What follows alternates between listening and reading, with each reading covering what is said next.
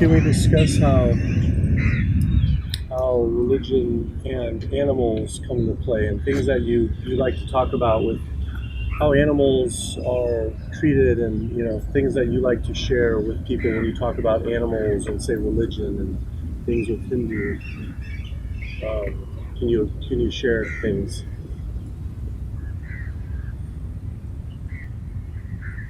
Well, you see,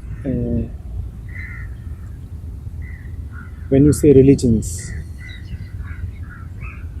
just for the sake of the conversation, I would want to divide them into two streams. One, the Abrahamic stream, and the other, the Indian one. So, the Judeo Christian view is that God has dominion over man, and man has dominion over animals. Something similar also comes up in the third Abrahamic religion, Islam, which talks about Allah having created all the animals, fish, insects for the sake of man. And then there is the view of Hinduism, Buddhism, Jainism, Sikhism, which talk of ahimsa, ekatva, which is non-violence, oneness.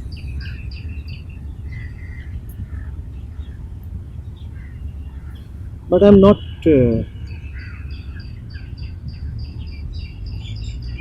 really convinced that when we use the word religion, we must really talk of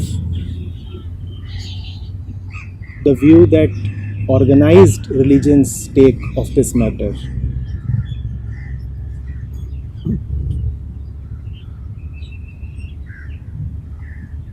The moment religion is organized, it becomes something man-made. So I'll take your question to mean that we want to talk about religion as such, man, animals, man's inner world, and man's relationship with the so-called outer world, including animals.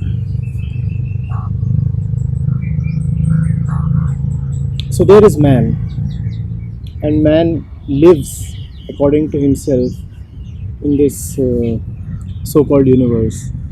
This universe that appears to him through his senses. There is no other way man perceives the universe. He perceives it through his senses, and he interprets it through his reason, through his intellect, and through his knowledge and memory.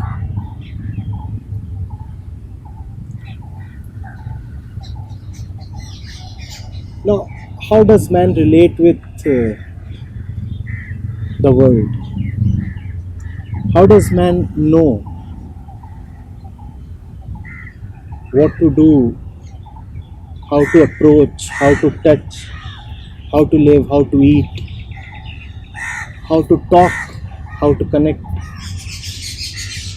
That to me is the essence of religion. Man's relationship with himself and the world. That is religion, and that is also the essence of all organized religions. Hence, I find it more beneficial to talk about religion itself than the various organized religions. I have named just 6 in the course of this talk, but as you of course know, there are hundreds of them. And would be more useful to directly go into the one rather than the hundreds and get lost in the maze. That's not very useful. So, man's relationship with the universe. See, how do I look at anything, anybody? Depends on how do I look at myself.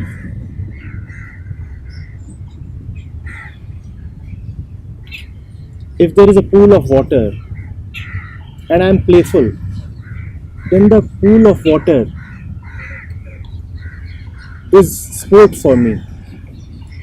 If there is a pool of water and I have a phobia of water, then the pool of water is danger for me.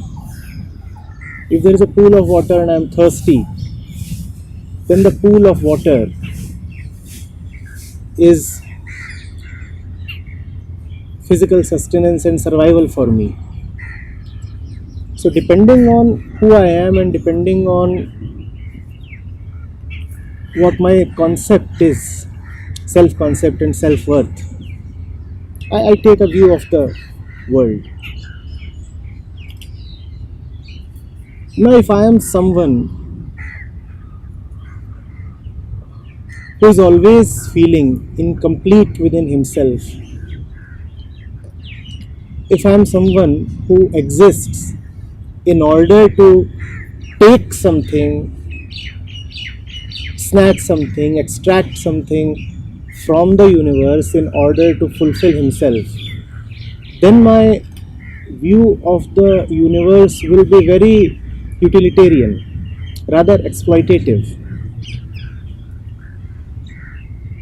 So there is that little squirrel there. Even as we talk, she is there with her tail up. How do I look at her? How do I look at her?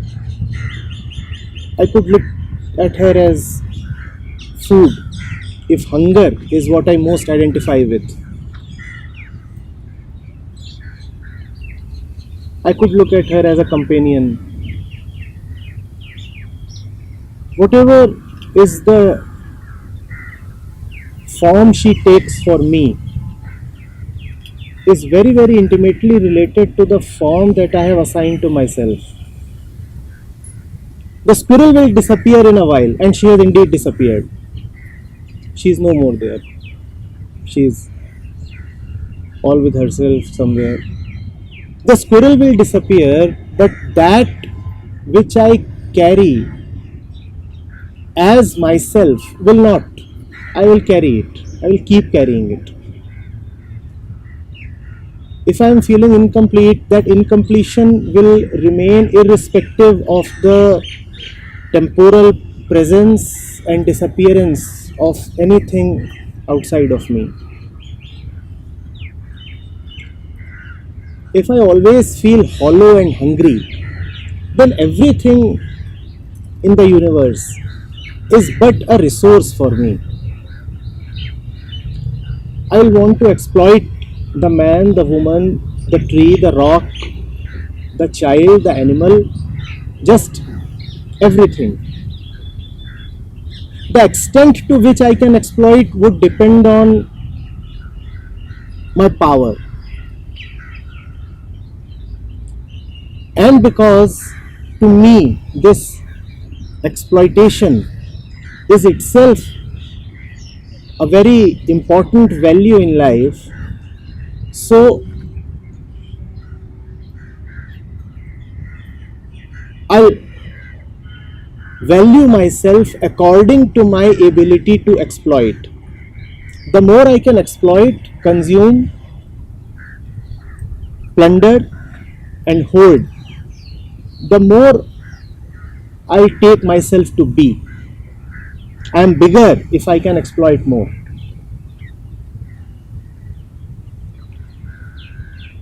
I am higher, I am more worthy, more respectable if I can draw more from the universe. If everything that I have collected as resources as usables are bigger, more numerous,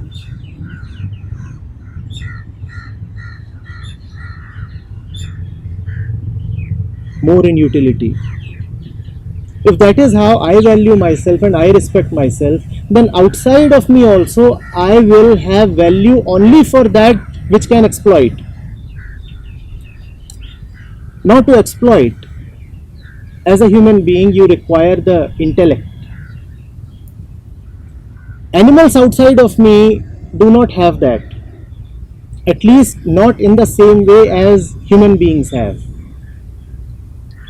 Their consciousness does not proceed on the same basis of rationale as a human being's does.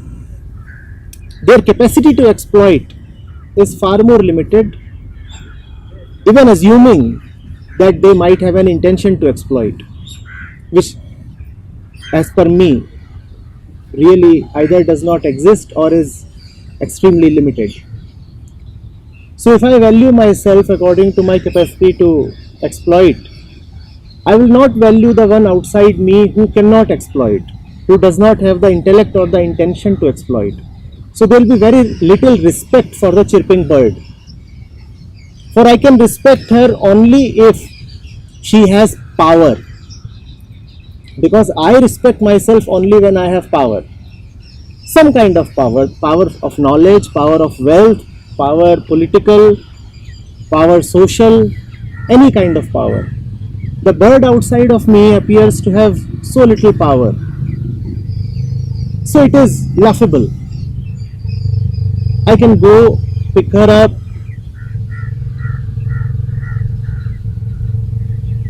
do whatever I want to do with her. Now, if this is how man relates with animals, then man is saying that everything that limits him is valuable.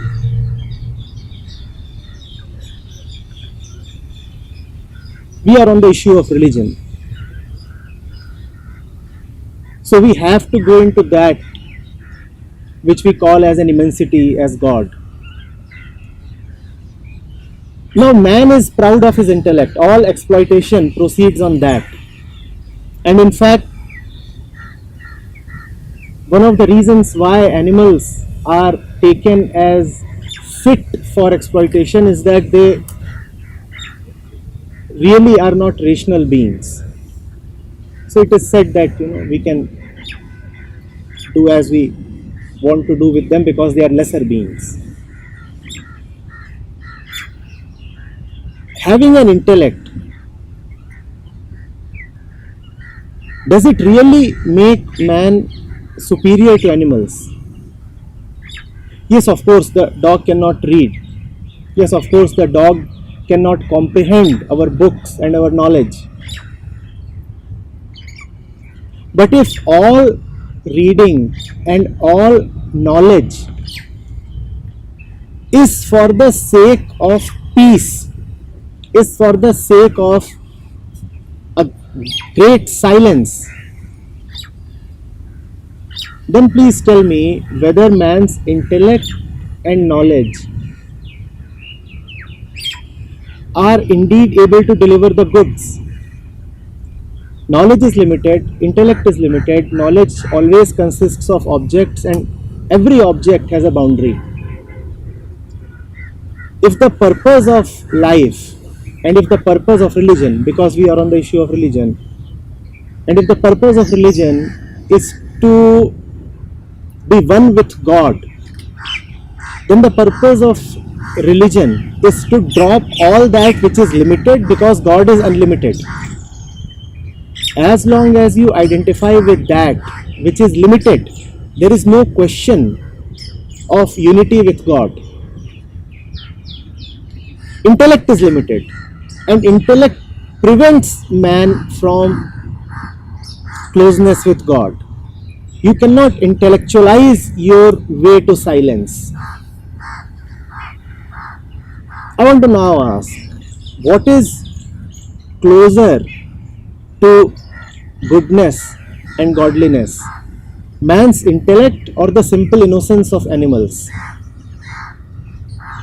Now we have come to a point where we can also look more sharply at the view that man is superior to animals and that man has dominion over animals. I have repeatedly said this and would repeat once again. Is man really superior to animals? If God stands for innocence, then animals are closer to God. If God stands for a simple surrender to the flow of life, then animals are closer to God. If God stands for a basic ability to trust, then animals are closer to God. If God stands for a relation that is deeper than verbal communication, a heartfelt communion, then again animals are closer to God compared to man. But man will live in his self-centered consciousness. Man will say that my greatest asset is my intellect because it helps me do a lot of things with the world.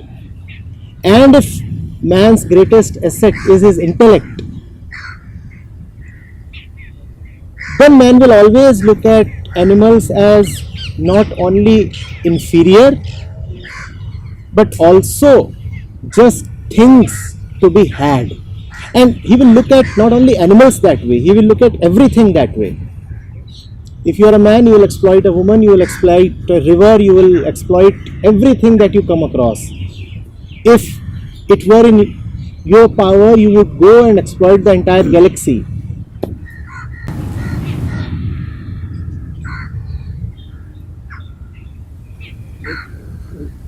So, actually, real quick to wipe off your browser. What do you say to people who say that it's similar to take a plant and eat a plant, and it's the same to eat an animal because a plant has a soul, a plant has a spirit, and an animal does?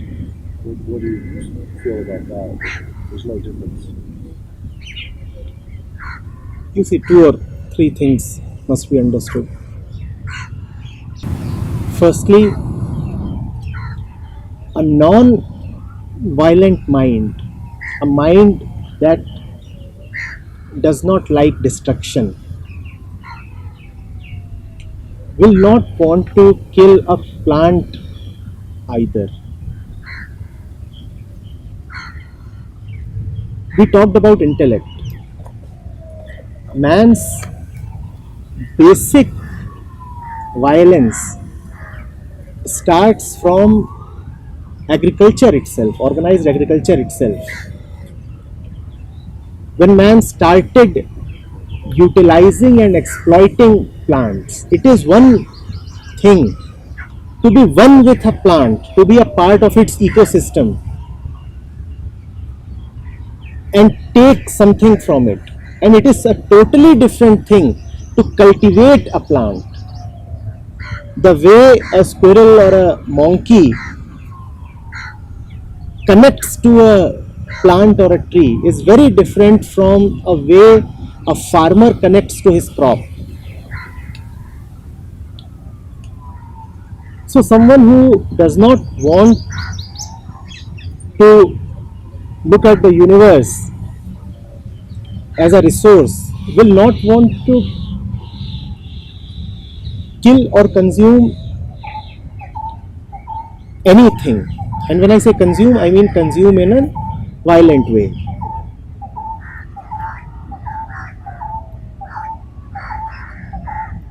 There is enough that a tree offers.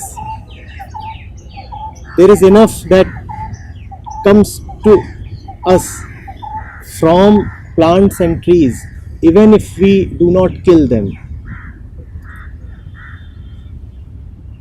In fact, if you see, when a fruit drops from a tree, the tree in some way wants that the fruit be consumed. When you pick up the fruit, when you consume it, the seeds actually get spread through you. You are being one with the plant, you are actually fulfilling the tree's wish. If you do not pick up the fruit and eat, then it's not a favor to the tree, then it is indifference. The moment I say this, the question of feeding the 8 billion people of the world immediately crops up, and hence this view will appear as impractical.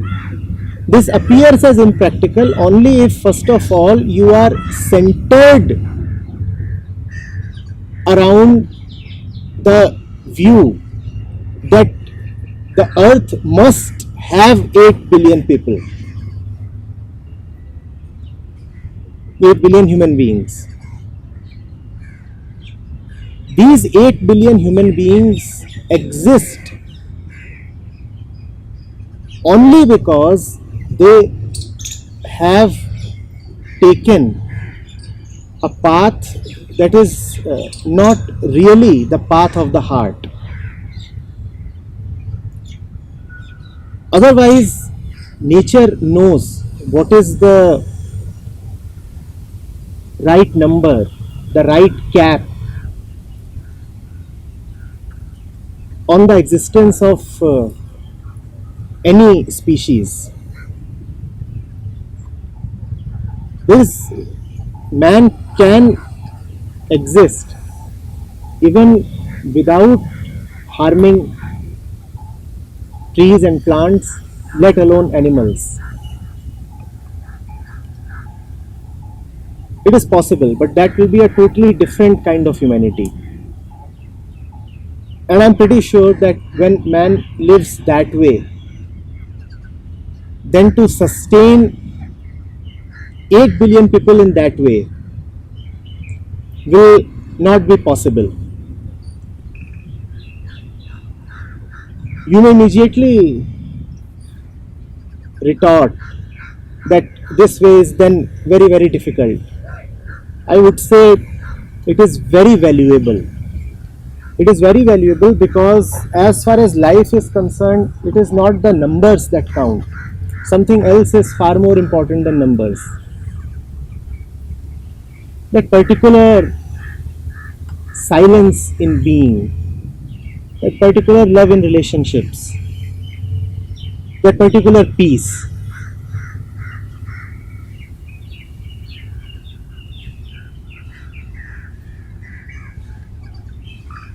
Be it a plant, be it an animal, be it a human being, the exploitative mind is the same.